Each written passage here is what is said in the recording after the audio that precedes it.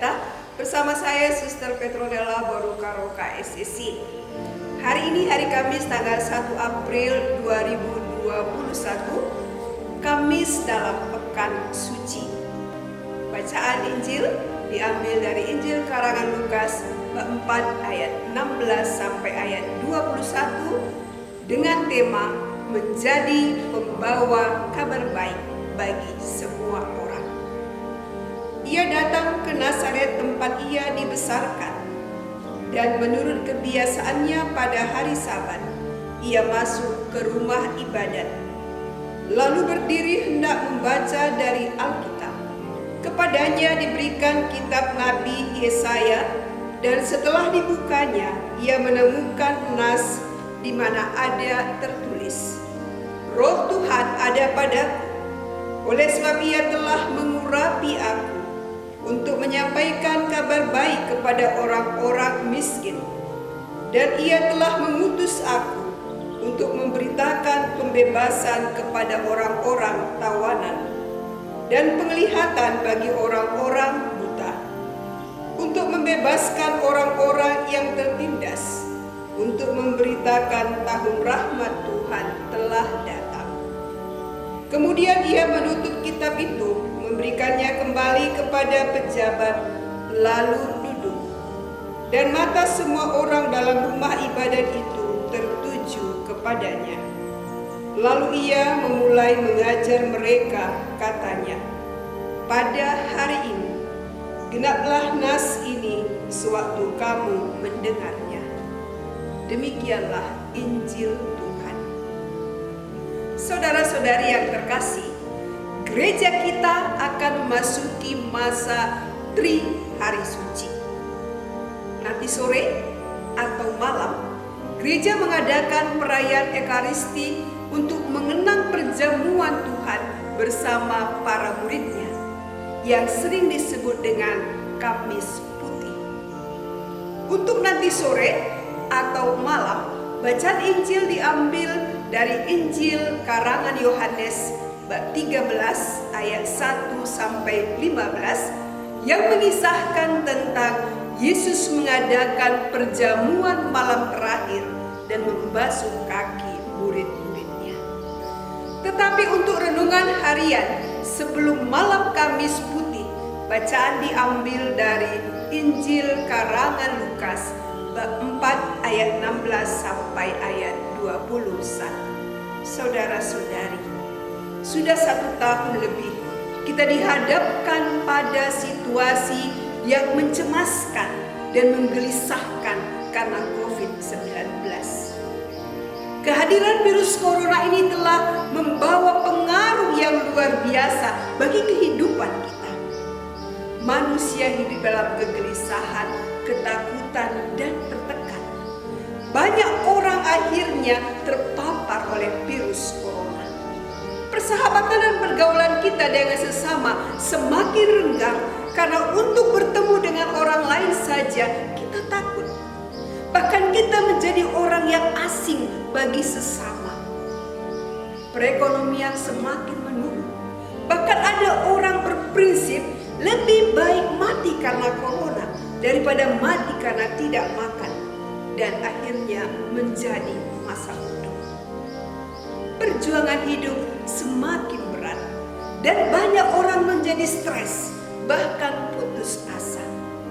Timbul krisis iman, protes kepada Tuhan karena seakan-akan Tuhan membiarkan situasi ini terus berlanjut. Lalu apa yang harus kita lakukan menghadapi dan mengatasi situasi yang ada?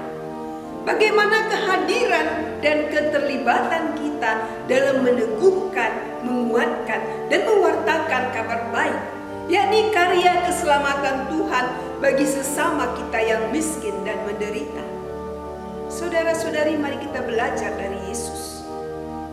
Dalam bacaan Injil yang kita dengar, dikisahkan Yesus kembali ke Galilea di Nazaret tempat ia dibesarkan, yakni di antara orang-orang yang mengira sudah mengenal Yesus secara baik dan tuntas. Menjadi kebiasaan Yesus ketika berada di kampung halamannya, yakni mengunjungi bait suci dan menyampaikan amanahnya di situ. Gulungan kitab Nabi Yesaya diserahkan kepadanya oleh petugas khusus, dan sesudah dibukanya, ia menemukan nas yang tertulis, "Roh Tuhan ada padaku." Yesus telah diurapi oleh Roh pada waktu Yesus dibaptis. Roh Allah ini menjadi sumber amanat yang disampaikan Yesus demi keselamatan manusia. Roh Allah dianugerahkan kepadanya demi kepentingan orang-orang malang, baik secara ekonomi, fisik, dan sosial. Maka Yesus melanjutkan perkataannya dengan berkata,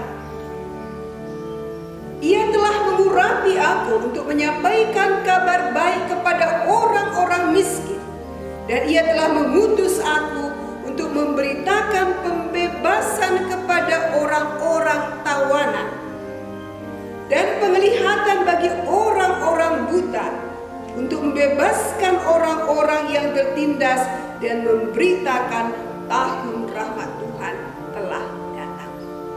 Ada 4 kelompok yang disapa dan diteguhkan oleh Yesus, yakni kelompok pertama, orang-orang miskin. Orang miskin adalah orang yang selalu menjadi perhatian istimewa. Orang miskin ini tidak memiliki apa-apa. Hidup mereka benar-benar menderita. Kelompok kedua, orang tawanan, yaitu orang yang dipenjarakan karena berhutang dan mereka tidak sanggup untuk membayar hutangnya. Lalu hutang ditiadakan dan budak dibebaskan. Kelompok ketiga, orang-orang buta yang tidak bisa melihat. Dan kelompok keempat, orang yang tertindas. Orang tertindas adalah orang yang tertekan hidupnya karena diperlakukan sewenang-wenang, diperas waktu dan tenaganya oleh para penguasa. Terkadang mereka diperlakukan tidak manusiawi dan juga tertekan karena roh jahat yang menguasai hidupnya. Mereka ini hidup dalam penderitaan dan kesusahan. Dengan tampilnya Yesus sebagai pewarta kabar baik, nyatalah bahwa dalam dan melalui dirinya Allah menggenapi segala janjinya. Kehadiran Yesus sebagai pemberita kabar baik ini menandai dimulainya tahun rahmat Tuhan secara definitif. Tahun rahmat Tuhan ini tidak hanya ditujukan kepada bangsa Israel saja, tetapi juga kepada semua manusia. Saudara-saudari, dengan kekuatan Roh Allah, Yesus mampu mengatasi segala keterbatasan manusiawi dalam mencintai sesama. Dengan kekuatan Roh yang sama, kita juga akan dimampukan untuk mengatasi kesulitan, masalah yang kita hadapi, dan juga mencintai sesama. Dengan Roh Allah, kita akan dimampukan untuk menyampaikan kabar baik, kabar gembira, kabar sukacita bagi saudara-saudari kita yang miskin, yang menderita, yang tertekan, dan membantu mereka mengatasi kesulitan yang dihadapi. Bagaimana kita dapat membantu saudara-saudari kita keluar dari ketertekanannya, dari kemiskinan, dan dari masalah hidup yang dihadapi? Jika kita berpikir membantu karena kekuatan kita sendiri, mungkin saja kita tidak mampu, bahkan tidak pernah mampu.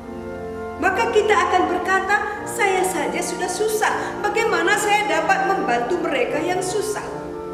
Untuk itu, mintalah Roh Tuhan berkarya dalam hidup kita, agar Roh-Nya membantu kita untuk mengatasi masalah, tantangan, persoalan dengan baik. Saudara-saudari, melalui pengalaman hidup kita sehari-hari, kita diajak untuk berani keluar dari diri kita, dari zona nyaman kita, dan menjadi pembawa kabar baik bagi sesama dengan memberikan bantuan bagi yang membutuhkan, mendengarkan keluh kesah sesama, dan memberikan peneguhan, memberikan pertolongan pada orang-orang kecil, memberikan sedekah pada peminta-minta, dan seterusnya. Mari kita belajar dari Yesus yang membawa kabar baik, kabar sukacita bagi semua orang, dan jadilah pewarta-pewarta kasih dan kebaikan Tuhan bagi sesama kita, khususnya mereka yang